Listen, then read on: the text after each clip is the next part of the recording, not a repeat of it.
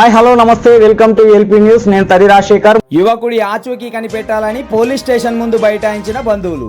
ఈ నెల 10వ తేదీన యువకుడు అదృశ్యమై గత 4 రోజుల కిందట ఎకిన్పూర్ ఎస్ఆర్ఎస్పీ కెనాల్లో యువకుడి బైక్ దొరికిన విషయం తెలిసిందే.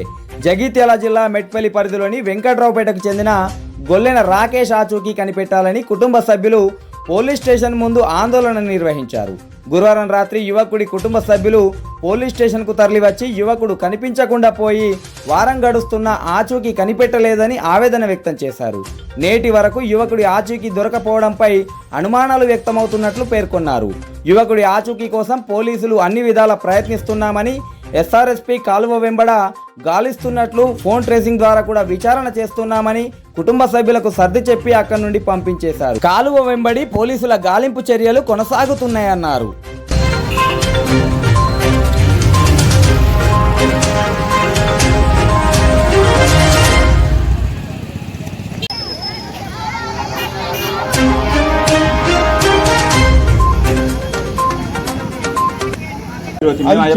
ముగ్గురు మా ఎంబటి ఉండండి, ఏం జరిగిందో మీకు చెప్తా, మిగతా అందరు పోండి అంటే అందరు వచ్చి ఇక్కడ కూర్చుంటారు. మీరు కూర్చోవడం వల్ల, మీతో మాట్లాడడం వల్ల అర్ధగంట టైం పోయింది.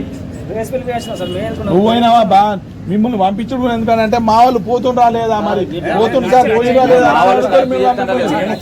మేము ఫోటోలు తీసి ఇవ్వమంటున్నాం, లొకేషన్ పంపి అంటున్నాం, మేము ప్రతిదీ ఎస్ఆర్ఎస్పీ ఏతో మాట్లాడినాము.